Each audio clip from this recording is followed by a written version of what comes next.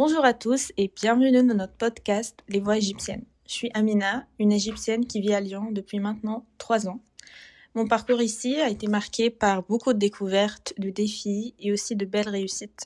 J'ai appris à m'adapter à la vie lyonnaise et aujourd'hui, j'ai hâte de partager mon expérience avec vous.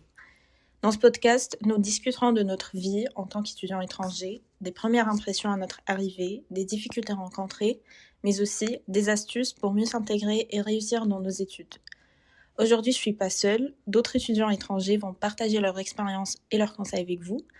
Et dans les prochains épisodes, nous accueillerons encore d'autres étudiants pour qu'ils vous racontent leur parcours ici à Lyon.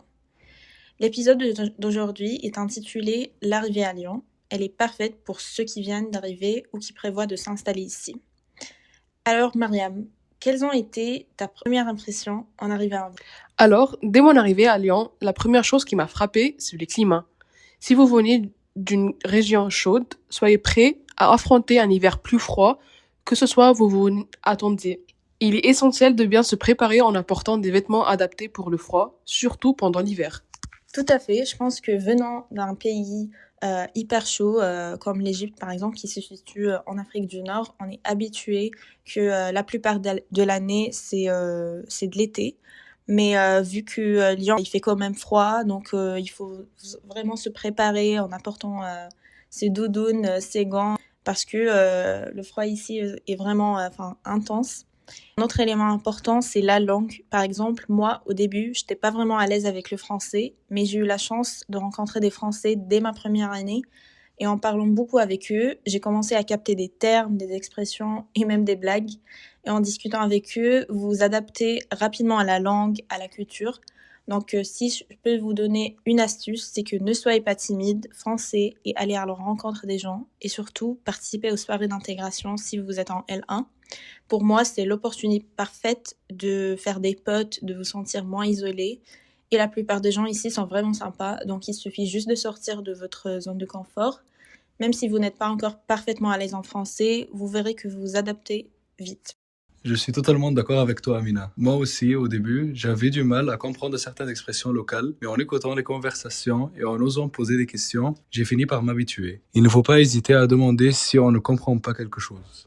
Tout à fait, je pense que l'ambiance à Lyon est plus calme que dans d'autres grandes villes françaises comme Paris. Il est important de savoir que les gens ici sont plus détendus et prennent leur temps. Cela peut être un changement si vous venez d'une ville où tout va très vite. Mais une fois que vous vous habituez, c'est agréable. Bon, bien qu'on a abordé des sujets qui concernent nos premières impressions à Lyon, tels que le climat, la langue et l'ambiance générale, maintenant on va parler de notre première difficulté rencontrée. Donc, une des plus grandes difficultés que vous allez probablement rencontrer est la recherche de logement. À Lyon, la demande est vraiment élevée et les prix peuvent être assez élevés. Si vous êtes en résidence universitaire, par exemple, il est recommandé de réserver très tôt, par exemple au mois de juin ou si vous pouvez aussi au mois de mai ou en avril. Mais sinon, explorez les options de colocation qui sont souvent moins chères et peuvent aussi être une bonne façon de vous intégrer rapidement. Maintenant, je vais vous donner un conseil pratique. Faites attention aux fraudes et aux arnaques que vous trouvez en ligne. Je vous conseille fortement de visiter les appartements ou les résidences avec vos amis, par exemple, avant de signer un contrat. Et si vous n'avez pas un garant en France, c'est garanti que votre gestionnaire va vous aider ou vous donner des alternatives. Donc, vous devez renseigner-vous avant que vous commencez un contrat avec votre gestionnaire ou colocataire, par exemple. Exactement. Et je dirais aussi que trouver un logement proche des transports en commun est un vrai plus. Lyon a un excellent réseau de transports, comme les métros, bus et tramways. Donc habiter à proximité d'une station peut vraiment faciliter le quotidien. Donc après cela, parlons maintenant à l'adaptation à la vie française. Ok, maintenant concernant les commerces, il est bien de savoir que les horaires en France sont différents de ceux de nombreux autres pays. Par exemple, en Égypte, je suis habituée de voir les magasins fermés trop tard, à minuit par exemple. Pourtant, les magasins ici, ils ferment plus tôt, surtout les dimanches. Il est donc important de planifier vos courses en fonction de ces horaires. En revanche, sur les supermarchés, les épiceries sont très bien fournis, donc vous ne manquerez de rien. Oui, et en parlant d'adaptation, je trouve qu'il est important de s'habituer au rythme français. Par exemple, ici les repas sont souvent plus lents et plus structurés qu'ailleurs. Prendre le temps de manger, surtout en groupe, fait partie de la culture locale. Un autre aspect à prendre en compte, c'est l'accès aux soins médicaux. La France dispose d'un excellent système de santé, mais il est essentiel de vous inscrire à la sécurité sociale étudiante pour pouvoir bénéficier d'une couverture.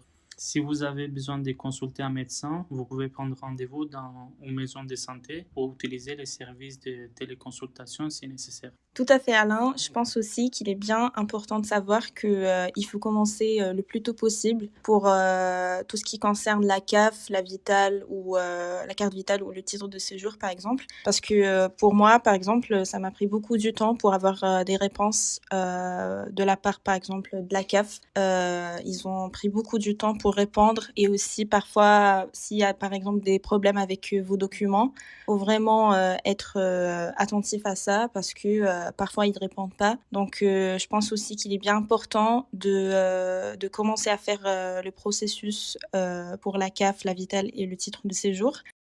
Une autre chose que je dirais aussi par rapport aux procédures de la CAF et tout, c'est que faites attention à toutes les arnaques que voir. Par exemple, que ce soit en appel téléphonique, que ce soit des SMS, faites attention aux arnaques parce que là, c'est le plus commun. Enfin, c'est des trucs qui se passent tout le temps, surtout en France. Donc, si par exemple vous recevez un appel téléphonique en demandant ouais, est-ce que vous pouvez juste me donner des informations de votre carte bancaire, la seule chose qu'il faut pas faire du tout, c'est ne donner pas n'importe quelle information personnelle, que ce soit pour votre carte bancaire, votre adresse, donc n'importe quelle information personnelle, ne donnez pas par appel téléphonique ou même en ligne, par exemple sur des sites, sauf si c'est vraiment via une appli, donc par exemple SFR, EDF, la CAF. Et là, faut juste savoir que je parle pas d'une situation particulière ou juste avec la carte vitale ou la CAF. Non, je parle d'une manière générale parce que ça se passe à beaucoup de gens au quotidien en fait. Donc le seul astuce que je peux vous donner, que faut bien s'assurer avant de donner des informations personnelles. Et oui, enfin voilà, ça c'est une astuce qui peut vraiment aider beaucoup de gens. On espère que cet premier épisode vous avait plu. On a parlé des Première rencontre, oui. Première expérience à Lyon. Avec les logements, les types de logements, faites gaffe des arnaques, des contrats, et de votre première vie sociale et comment faire l'initiative de parler et de faire de connaissances, du titre de séjour où vous devez se préparer Aux procédures. oui, et avec la carte vitale où c'est un avantage extraordinaire qui va bien gérer votre finance, et aussi avec la CAF où je pense que où vous allez bénéficier avec un montant chaque mois. Et c'est tout. Ça, c'est pour notre premier épisode. Et restez connectés pour la prochaine épisode, oui. et pour la deuxième épisode où on parle de notre vie universitaire ici à Lyon 2. Et voilà.